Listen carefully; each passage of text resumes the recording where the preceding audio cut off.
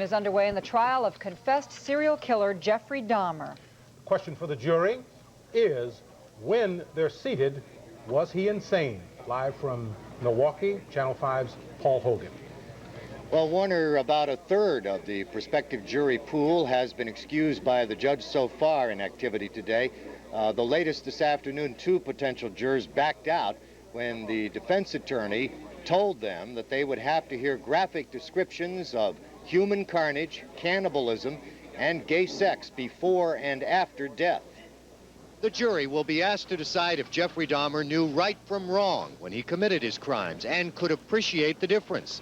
His attorney will argue that no sane person could have done what Dahmer did behind the doors of apartment 213. It was there 6 months ago that horrified police found remains of 15 young men and boys, some of their heads in the freezer, skulls on the mantel, and torsos in chemical vats. And Dahmer's lurid confession included necrophilia, even cannibalism. Jurors, the defendant has previously been found guilty. As jury selection began today, every detail was monitored by the families of those Dahmer killed, people who oppose his insanity claim. He's not insane. He's evil, but he's not insane. If he's found insane, Dahmer will be sent to the high-security Mendota Mental Hospital, where he could petition for release every 6 months. Though he would sleep in a steel frame bed bolted to the floor in a barren 11 by 12-foot room, he would be treated there as a patient, not a criminal. It's not about punishment. It's about treatment of patients who are mentally ill. If the jury finds Dahmer sane, he'll be returned to the Columbia Correctional Facility, where Wisconsin's most vicious criminals are confined, oftentimes 2 to a cell. The idea here is punishment.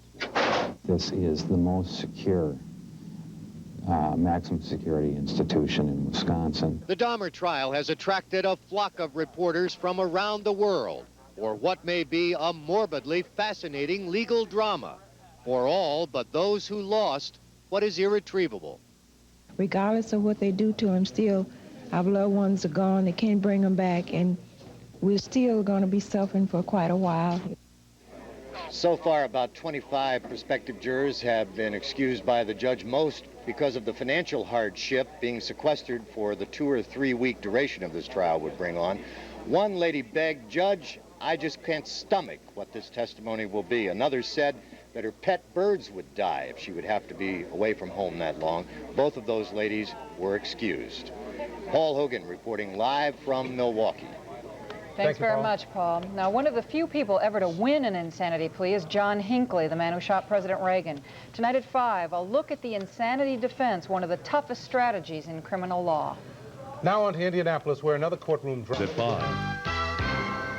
Good evening, I'm Ron Majors. And I'm Carol Marine. Tonight, 2 high-profile trials attract international attention. In Milwaukee, jury selection is underway in the insanity trial of confessed serial killer Jeffrey Dahmer. And in Indianapolis, boxer Mike Tyson is in a courtroom facing a charge of rape. Channel 5 reporter Paul Hogan has the story from Milwaukee. Dahmer remained passive throughout the proceedings, chewing gum, fiddling with his new brown blazer, and glancing without emotion toward the prospective jurors. About a third of them are being excused in this first round of questioning.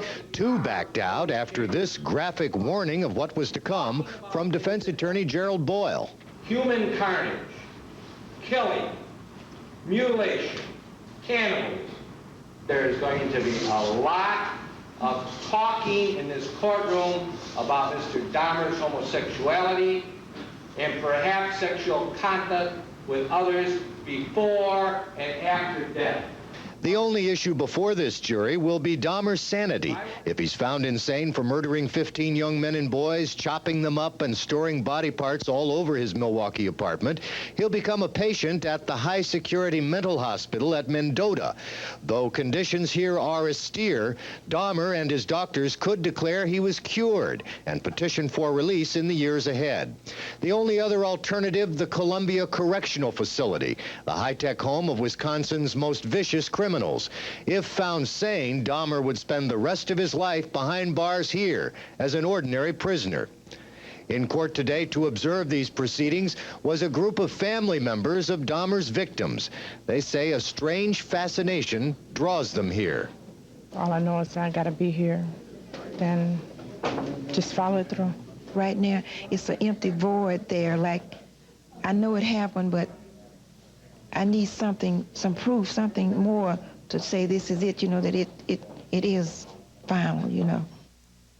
We are now live here in the media center on the second floor of the Milwaukee County Courthouse, where about 170 reporters from this country and around the world have been credentialed to cover this trial, all of them squeezed into a few small rooms here.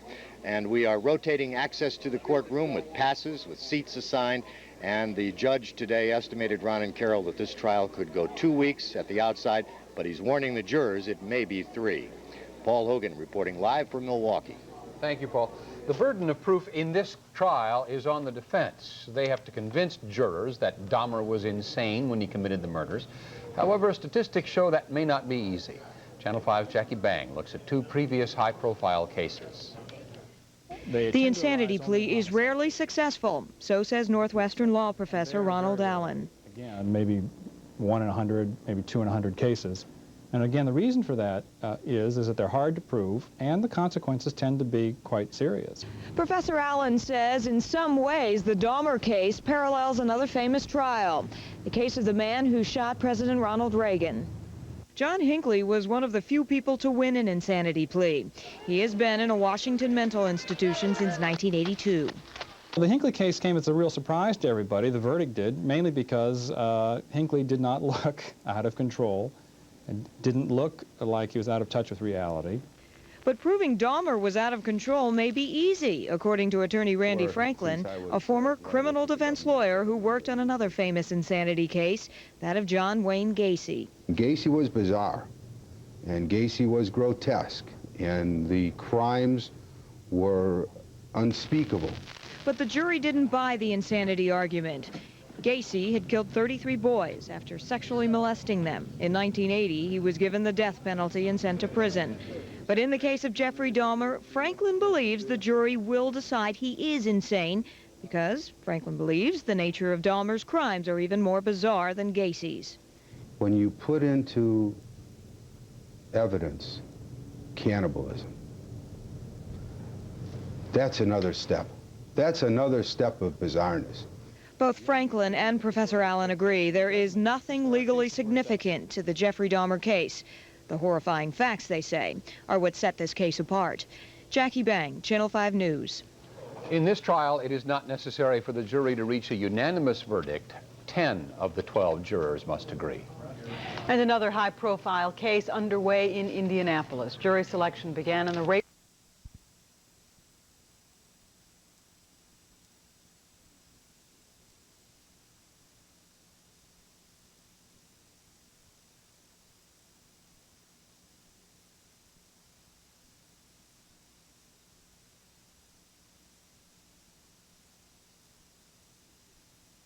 Hungry. Everything seems okay. Let's go. A trial to determine his sanity. Dahmer has admitted killing and dismembering 15 men. Paul Hogan has the story from Milwaukee. Well, at least 29 potential jurors were excused by the judge today, some because they said they just couldn't stomach the idea of having to listen in vivid detail at what Jeffrey Dahmer says he did. But that still leaves a large number of potential jurors who will be available, who met this first hurdle today, jurors who could be seated as early as tomorrow. As the first day of Jeffrey Dahmer's sanity trial ended, no jurors had yet been seated, but about a third of the jury pool was excused by the judge because of the hardships of being sequestered for 2 or 3 weeks, or the dire warnings about the lurid testimony they would have to hear. Human carnage, killing, mutilation, cannibalism. There's going to be a lot of talking in this courtroom about Mr. Dahmer's homosexuality and perhaps sexual contact with others before and after death. Over 170 reporters from across the nation and around the world are gathered here to record what some predict will be a morbidly fascinating legal drama. The only issue, did Dahmer know what he was doing and appreciate right from wrong when he killed, mutilated, and defiled the young men and boys he lured to his apartment in 1990 and 91? Was this defendant, who slumped without emotion today, glancing passively toward the men and women who will judge him, sane or insane? To the families of those he killed, who also appeared sullen and shocked today, there's only one answer. Right now, it's an empty void there. Like, I know it happened, but I need something, some proof, something more to say this is it, you know, that it is found, you know. By judicial order, none of the potential jurors can be shown or identified by news reporters. Some of them winced noticeably as they were made to file by Dahmer. Some averted their eyes from him. Dahmer, as always, gave no clue as to what he might be thinking. Action underway in Milwaukee for the trial to determine whether or not serial killer Jeffrey Dahmer was sane during his murder spree. Channel 5's Paul Hogan is covering the trial and has this live report on the first day. Paul? Well, Carol, no jurors have yet been seated, but there were plenty of them who begged off the job today.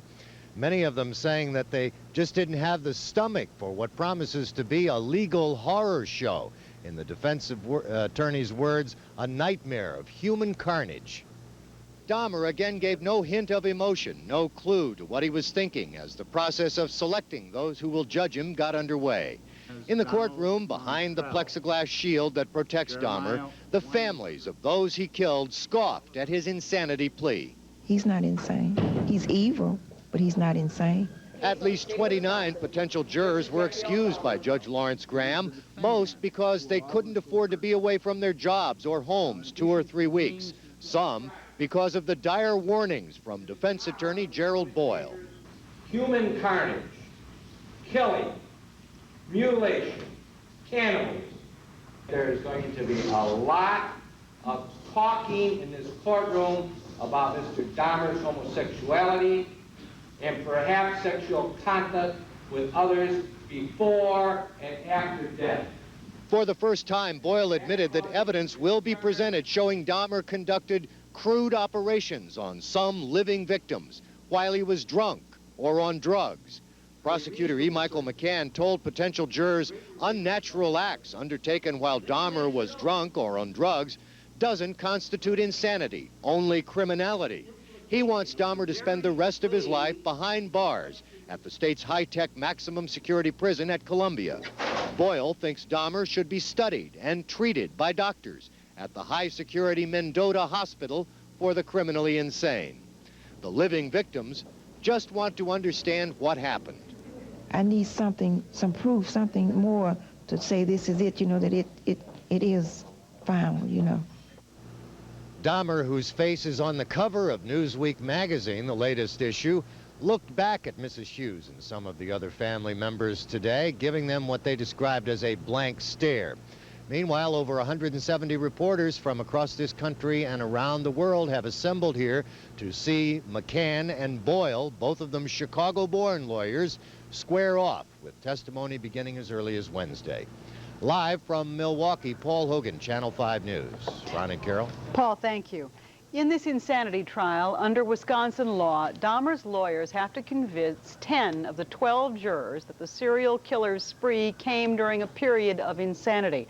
One of the best known of these cases involved John Hinckley, who shot then-President Reagan. Hinckley won and has been in Washington in a mental institution since '82. The Hinckley case came as a real surprise to everybody, the verdict did, mainly because Hinckley did not look out of control and didn't look like he was out of touch with reality. Another attorney believes the Dahmer case is more extreme. Randy Franklin worked on another famous insanity case involving John Gacy. When you put into evidence cannibalism, that's another step. That's another step of bizarreness.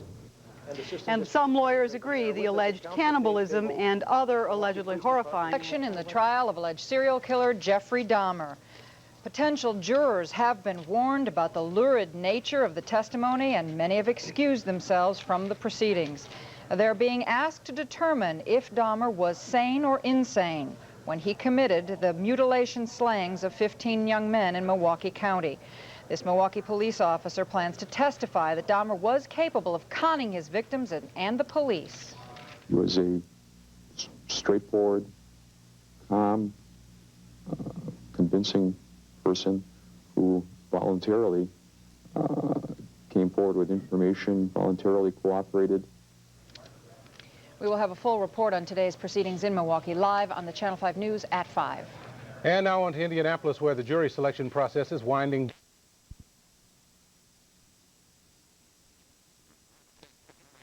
A total of 16 jurors. Dahmer has pleaded guilty but insane in the mutilation murders of 15 young men in Milwaukee County. Channel 5's Paul Hogan is live in Milwaukee with the latest on day 2 of jury selection. Paul? Well, Ron, as jury selection plods along toward the goal of opening arguments here tomorrow afternoon, Jeffrey Dahmer himself appeared to be somewhat, at times, disinterested by what was going on around him. Fidgeting in his chair, tapping his feet, at one point laughing at a phony tabloid newspaper article about him, and at another point burying his nose in a science magazine. Most of the jury screening occurred away from the TV cameras inside the judge's chambers again today, where potential jurors were questioned about their attitudes on sex and psychiatry, horror movies and tabloids. What concerned prosecutors was publication today of this supermarket tabloid, bannering an absolutely false account that Dahmer recently killed and ate a cellmate. They wanted to make sure no jurors had seen it. The pool reporter in chambers says Dahmer didn't seem to mind. Dahmer's reaction was a small chuckle, his only expression the entire day. One more reason, perhaps, that the job of convincing a jury Jeffrey Dahmer is insane will not be easy. He's a very smart man. For one thing, says the Chicago mother of one victim, Dahmer showed repeatedly he could con his victims and even the police. I look at the way he did things, the way he did things when the policeman came to his apartment, the way he talked them in, you know, through things. In fact, this Milwaukee police officer who returned a bleeding and drugged boy to Dahmer's apartment so he could kill again plans to testify about how chillingly convincing Dahmer is. He was a straightforward, calm, convincing person who voluntarily came forward with information, voluntarily cooperated. Well, of course, to some, the insanity defense is a hallmark of a civilized society. To others who disagree with it, it's a hallmark of a society that coddles criminals. We don't know what this is a hallmark of in our society, these tabloids that have been news all week. But I can report to you, Ron and Carol, that in addition to the phony story about Dahmer, this newspaper this week is 15 young men in Milwaukee County.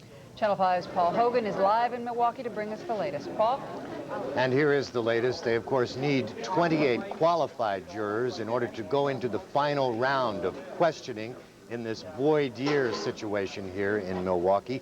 Today, they announced that they have 18 of those 28, which means that they will spend all of tomorrow finding 10 more and then questioning them carefully to get the final 12 together. That also means that opening arguments in this trial are not slated to begin now until Thursday.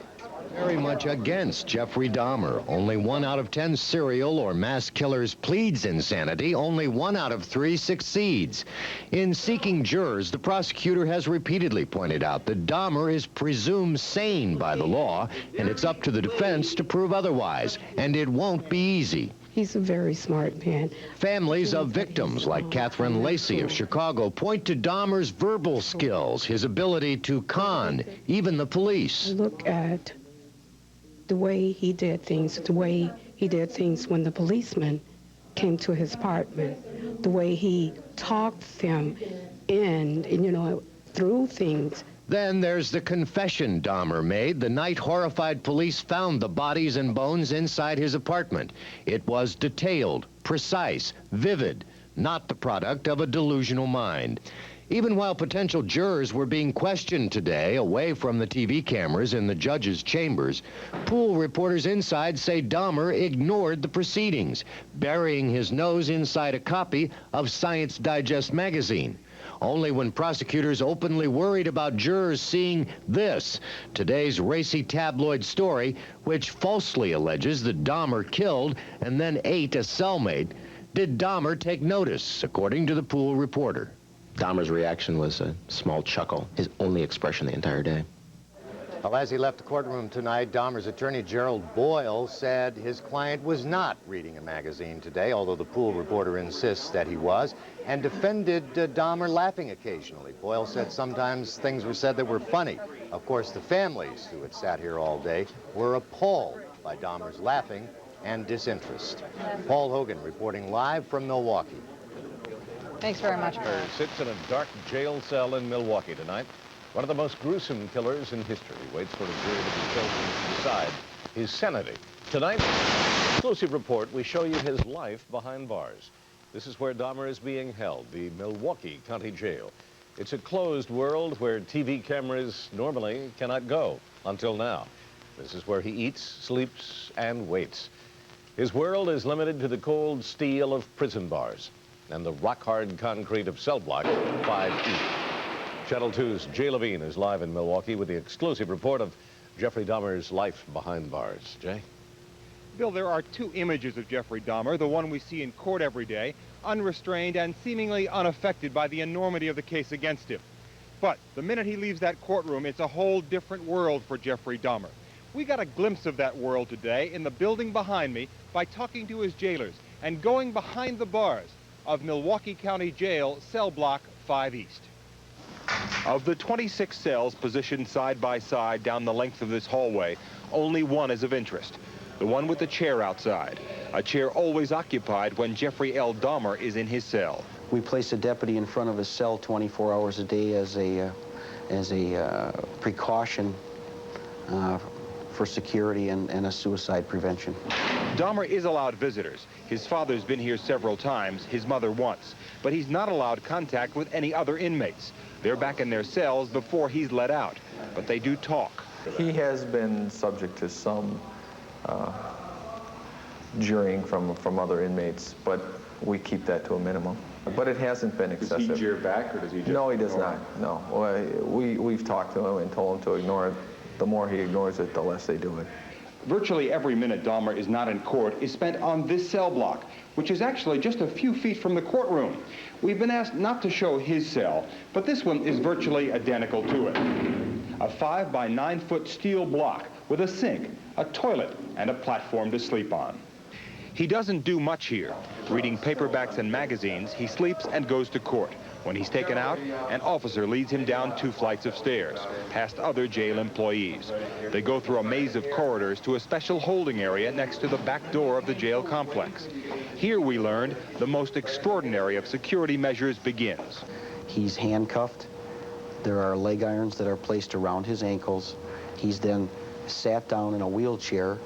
The door is opened when the hallway is secured, and he's wheeled out and wheeled into the back chambers area of Judge Graham's courtroom.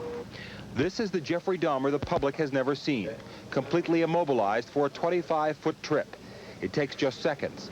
Then he's released from the chair and walks unrestrained into the courtroom itself. The process draws no complaint from Dahmer's lawyer. They're just first rate. I mean, what you expect in a civilized society is being played out here.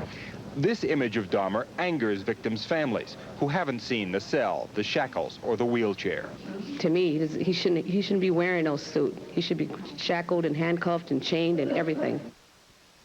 The victims' families were also angered today by reports that Dahmer laughed at a tabloid scandal sheet report that he'd killed and consumed one of his fellow inmates. Asked about that later on, Attorney Boyle said, "What do you want? It was funny, and after all, even Jeffrey Dahmer is human." There are more than a few in Milwaukee tonight who disagree. In the courtroom. Channel 5's Paul Hogan has the latest on the trial live from Milwaukee. Paul?